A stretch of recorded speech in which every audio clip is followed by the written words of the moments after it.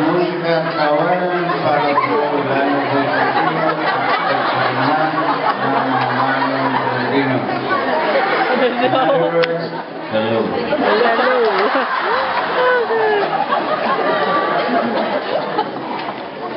On behalf of my administration, on behalf of my family, I'd like to greet all my fellow Filipinos, Filipinos who are not my fellows,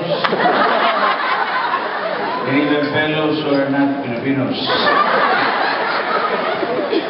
It gives me so much pride and privilege to be a part and parcel of this happy and prestigious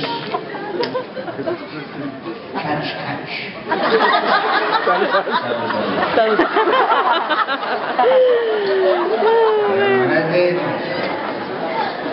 Filipino music is very important to our soul, and without our soul, it's going to corrode and erode what was once a solid and stable collective moral fiber of a country facing the challenges of institutional building and coming children. In other words, hi.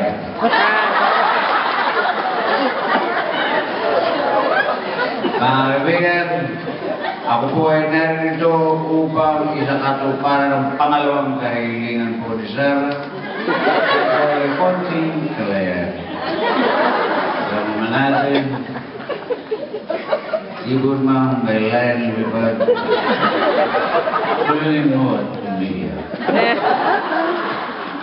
Mga kaibigan, meron din naman tayo ng konting nalalaman tungkol sa kawalan ng kalayaan. Alam niyo naman, ang freedom, nawala na rin po sa akin yan. Isa na rin po akong nagdaan sa pagdurus at pagdarahot because of my loss of my freedom. Nalagay po tayo sa Veterans Memorial, hospital arrest, house arrest, rest house arrest. Hindi na ako ma-arrest in peace. As a matter in fact, mga kaibigan, I can really relate to somebody who's yearning for freedom. Lalo na po yung rest house arrest, napakahirap po ma-rest house arrest. Rest lang ako ng rest. As a matter in fact, walang banyo. Bedpan lang po ginagawa. Wala po flush. Pagkain, walang lasa. Kinakailangan pang yung dextrose ang ilagay sa akin dito. Wala akong matikman. Ginawa ko. Kinuha ko yung dextrose, nilagay ko sa dito.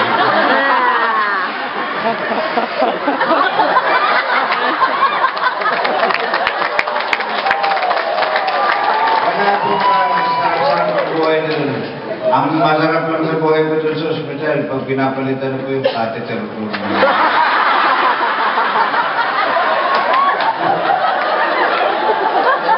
I was suffering so much except for that. As a matter, the fact of the matter, the fact remains what the fact.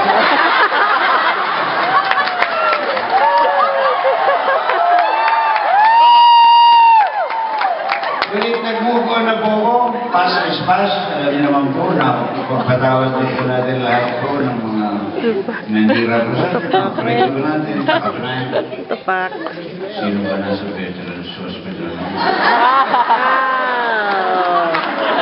Kawawa naman siya, lagot siya sa bedpan, ang lit-lit niya, baka mahulog siya.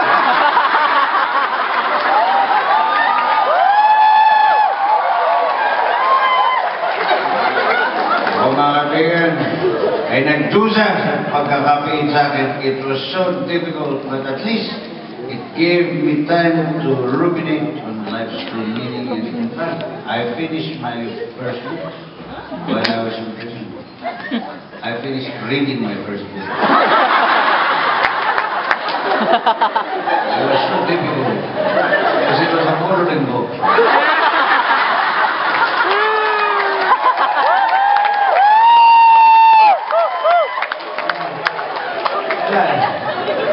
Wala akong mabasa, kinulayan ko rin.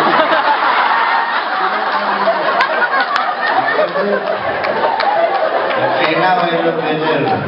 Mas gusto ko ngayon, Facebook. Ang Facebook, yung hindi ka maka-keep up sa mga nakikipag... ano yun yun? Gusto magparamdam sa'yo? Poke. Poke. Okay. Ganun ba ang pag-pronounce mo? Poke! No!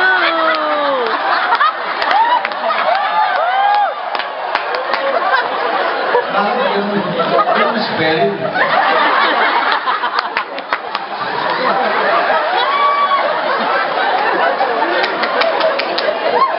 Mga kaibigan, naisip ko yan, tayo po ngayon ay naglilingkod sa kamay nila. Meron ba dito mga taga-kamay nila? Meron. Kailan ba kayo rito? Kalilipan nyo? Lumipan kayo rito kasi nanalo ko sa kanila. Kaya mga kaibigan, napakarami kong plano. Hindi nyo masasaksihan lang yan. Magtatayo po ako ng zoo. Para po sa Manila, tatawagin kong Manila. Gagawa ko ng rail transit sa ibabaw ng Taft Avenue. Tatawag. Meron na. Alam mo na, gagawa ko ng park. Ipapangalan ko po, Jose Rizal sa tapat ng Manila. Meron na.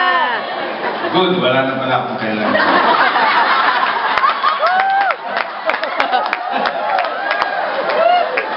Kaya po ako po mag-travel na lang po at tutulong makamutan ng ating mga kababayan ng kanilang mga pangarap. Sa katunayan, nais ko kayo tayo pasalamatan, pati na rin po organizers, producers, at sponsors ng gabi na ito. Na rin po ang Philippine Tour. Mega World International, Century Properties, maraming salamat. Pros, Sound, and Lighting. Thank you very much for the excellent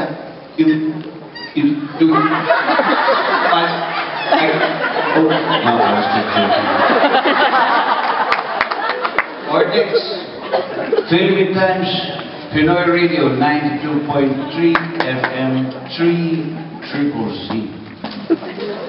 Pasa Pinoy, maraming salamat. NS Global, Quest on Lonsdale.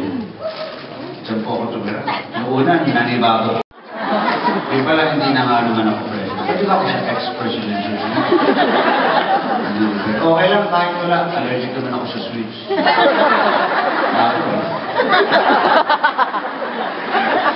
Speaking of sweets, Omega Star Cake. And to our other performers tonight, na ating po mga fronta, Mika Torre, Erica Lapena, Erwon, Pamela, David, and Jan, or is it Jan? Jan Kristovic. Ako po ay nagkaroon po ng napakagandang pagkakataong makilala sila sa ngayong gabi ito. It's an honor to be meeting the Filipino performers here in Australia for the first time. Since it's the first time and it's an honor, it's a first honor. It's an honor, but not an honor. I was truly looking forward to meeting all of you. Not just forward, I was even looking backward. Sideward, but mostly onward. Siyempre, ikot pa po tayo sa Australia. Isilip tayo sa Sydney. May bagay na beach daw doon para sa akin. Bondat Beach. At tayo po ay magiging bahagi ng team na ito na nagkaroon po ng matagumpay na pagtatanghal sa iba po niyong mga syudad. Dahil ako po naniniwala na dapat lang pong magkatotoo yung pangarap na yan for freedom. Yes. Dahil palagay ko, aware naman po si Zara that with freedom comes responsibility. And I have not met a young lady so responsible, so professional, and so dedicated to her craft and her work, and even her country. Kaya kayo po mga kababayan dito, free din po kayo. You have the freedom to get up and show your love. Give it up mga kaibigan, and join me in welcoming back ang darling po ninyo, ang inyong pa-princess, Sarah G. Enjoy the rest of the evening, maraming salamat! Mabuhay at open!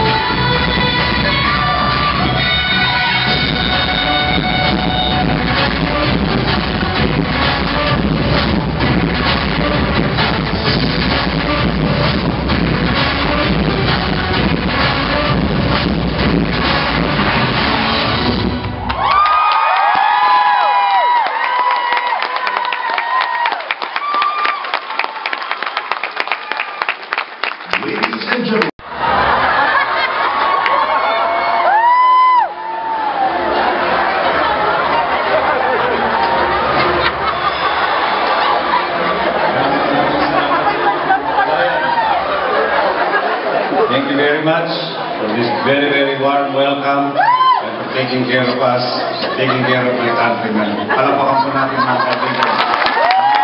Bagong kaibigan.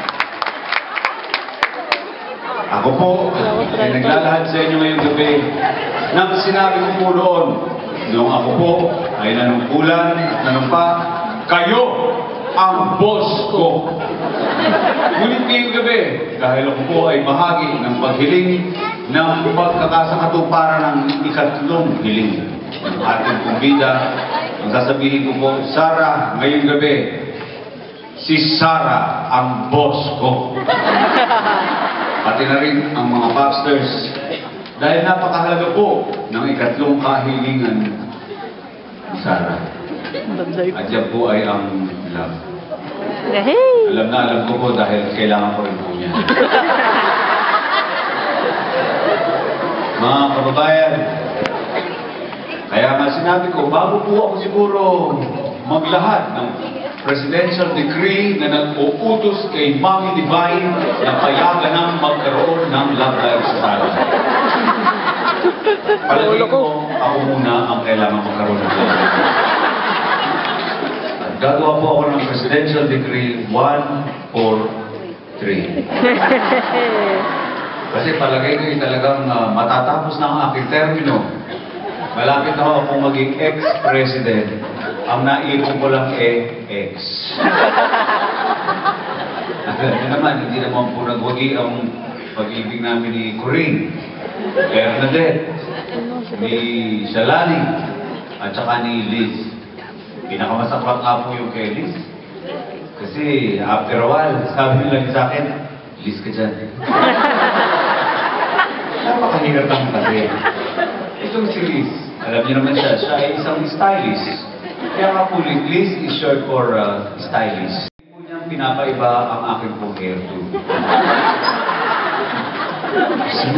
Kaya ito daw po ang buhok ni Apple di Apple. Apat na lang ako ito. Apple di Apple. Wala naman pwedeng tumayo. Kaya po, akin pong naisip na mag-move. Mabuti na naman po, nariyan po ang isang upang boss. Ang aking po kapatid na si Chrissy. Nanangako sa akin, sabi niya, Kuya, I know that I am the first sister. Pero palagay ko mas mahalaga ang ating magiging magkapatid. So I'm not just a first sister, I should be a sister first. Siya daw po ang bahala mag-reto sa akin. Sa isang, siguro taga-showbiz, na talaga po hindi ako ipagpapalit sa kahit sino lalaki. Kaya pinagkilala niya ako kay Charis.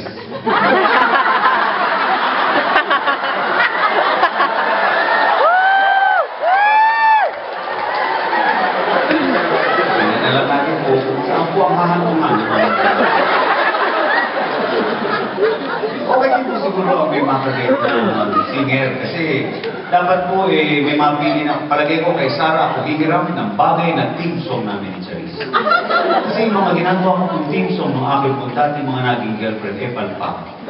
Yung una po, kahit maputi na ang buhok.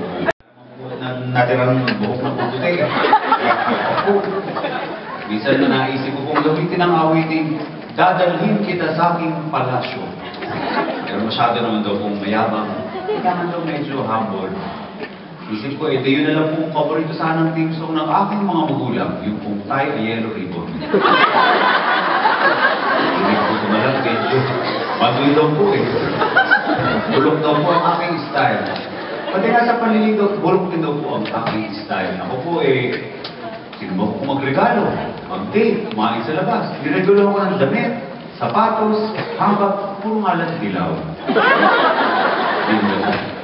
Pag kumakain kami sa labas, pati pagkain, in-order ko kay mother, kailangan dilaw. Saging, mais, leche.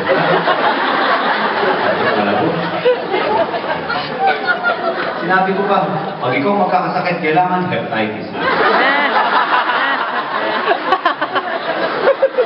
At pag tayo na sa anak, kailangan yan, kalaunan yan lambing, hindi napapalitan para laging kailangan.